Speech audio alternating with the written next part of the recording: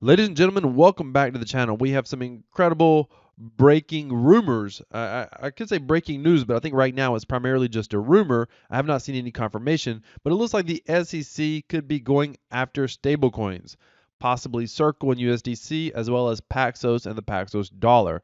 Ladies and gentlemen, this is incredible. We're going to go over the rumor here in a moment. I also believe there's some circumstantial evidence that can prove the rumor is in fact true. And also, I want to say this. I'm going to talk about what I think this means for the price of the crypto market overall. But before I get into that, and I'll save my speculation on pricing towards the end of the channel, towards the end of the video, I'm sorry. But before I get into that, let me just say this, ladies and gentlemen. None of this surprises me. If you follow my channel for some time, you know two things about me. I genuinely believe governments around the world do not like cryptocurrency, and I genuinely believe financial banking institutions around the world, traditional banking institutions, do not like cryptocurrency. And I believe the financial banking institutions are the primary backers of government and primary funders of politicians in their campaigns. So therefore, those two are going to be tied at the hip, so to speak.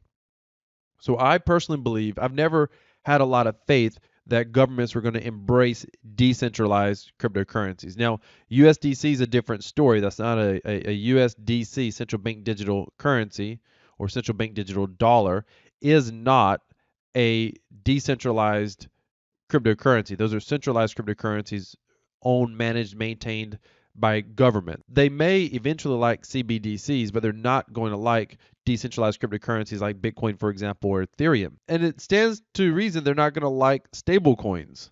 I mean, stablecoins in some ways directly compete with the US dollar, and they do directly compete with future CBDCs. So I have always been under the belief that the cryptocurrency market could come under heavy scrutiny. And if it does, then I think we can see cryptocurrency prices get obliterated. Like we're talking about sub 5,000 Bitcoin, even potentially much lower. I genuinely believe that is possible. Many of you know that I routinely stack Bitcoin and Ethereum. And you may wonder, well, how are you stacking those cryptocurrencies? Why are you stacking those cryptocurrencies? Because I don't have a crystal ball. I don't know when it's going to happen or how low it could go. But if you saw my last video that I uploaded talking about my bear market strategies, or maybe it was the one I uploaded yesterday, I'm sorry, one of those two, I think it was the first one I uploaded yesterday, I talked about how I manage risk in the crypto markets. So I have funds in crypto, but I know at any point in time, those funds may drop significantly, 90% or more. I tell my wife that all the time. I'm like, hey, just so you know, she sees numbers every once in a while. I'm like, just so you know, consider 95% of that fake. And she's like, why? And I tell her because this space has not been regulated yet, and I'm not positive regulations are going to be good. Now, long term, I am bullish on crypto. They can bring the strictest regulations to crypto that they want. And I believe long term, we the people will have the ability to opt out of a traditional financial system. And I think that will eventually happen. Most likely, I think it's going to happen in my lifetime. Therefore, long term, I'm bullish on cryptocurrency. But I understand if we get much stricter regulation, then I think we could see these prices get obliterated. But just keep in mind, long term, I am still bullish. All right, let's get into this rumor about the SEC. Right here, he said, this Andrew said, update. Additional actions are coming from the SEC. He says he has a source that exchanges and stablecoin issuers will be getting whales notices in the coming days and weeks. Specifically mentioned by the source was Circle and Paxos. Now he's saying exchanges, so I wonder what exchanges could get thrown in there as well. It looks like the SEC is on a warpath, starting with Kraken yesterday on their staking protocols or staking platform or staking program, however you want to say it. And now they're naming Circle and Paxos. Now we don't know if this is in fact going to happen. First, let's talk about what a Wells notice is, in case you're wondering. A Wells notice is a notification issued by regulators to inform individuals or companies of completed investigations where infractions have been discovered. It usually takes the form of a letter, which notifies recipients both of the broad nature of the violations uncovered as well as the nature of the enforcement proceedings to be initiated against the recipient. So we don't know if this is going to happen yet. This is a rumor. I do think it's possible because we do have a little bit of circumstantial evidence. Stablecoin issuer Paxos is being investigated by the New York regulator. We don't know exactly why, but we also know that the OCC, where is it right here? The Office of Comptroller of Currency, a federal bank regulator, may ask Paxos to withdraw its application for a full banking charter. Paxos has denied these rumors.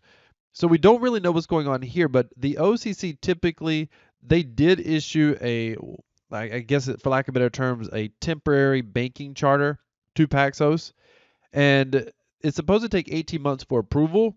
And it looks like they still have not, they're past the 18-month window, and they still have not given approval for a full banking charter. And a lot of people got excited when they got that temporary banking charter. A lot of people were like, "Oh, this is good. We need a cryptocurrency to, get a company to become a bank and to get a banking charter." I was, of course, a little bit skeptical then, as I continue to remain skeptical now that that would actually happen. I was also shocked that they got the temporary banking charter at the time. But it looks like they could be coming under some investigations. We'll have to see what happens there with Paxos, and we have to see if these two stories are related. I'm not really sure yet if they're related. I'm trying to see if he said something else up here. I'm going to continue to follow him. You can also stay subscribed to my channel if you don't have time to follow the news, because I'm going to keep you posted on this.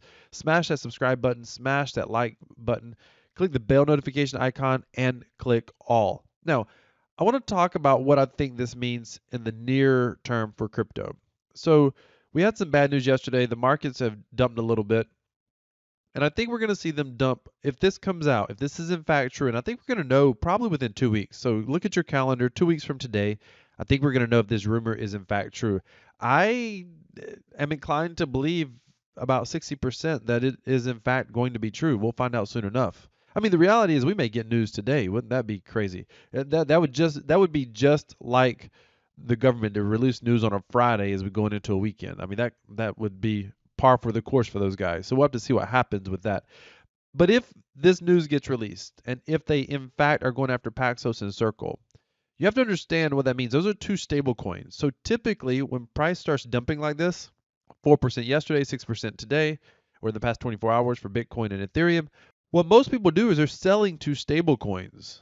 If they're going after Paxos and they're going after USDC, that's two stable coins that a lot of US citizens use. So now crypto prices dump, and you can't easily sell to stable coins. I think it puts the market in a bit of a quandary. Of course, they'll probably sell to Tether and stuff like that for now. Many of us don't believe Tether is honest with their dealings either. Most of us don't believe Tether has their backing that they say they have. So most of us have been waiting for a Tether collapse for a long, long time.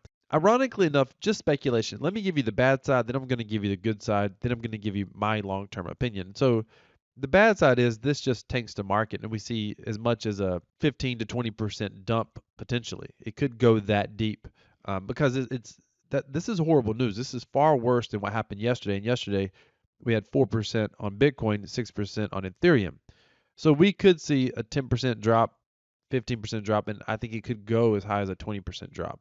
Again, yes, I know that is significant. Now, that's the bad side. The good side to this is I think this could be positive for crypto in the medium term. If the SEC and the US government starts going after all stablecoins, all centralized exchanges, then it's going to allow people to start getting back to kind of the roots of crypto.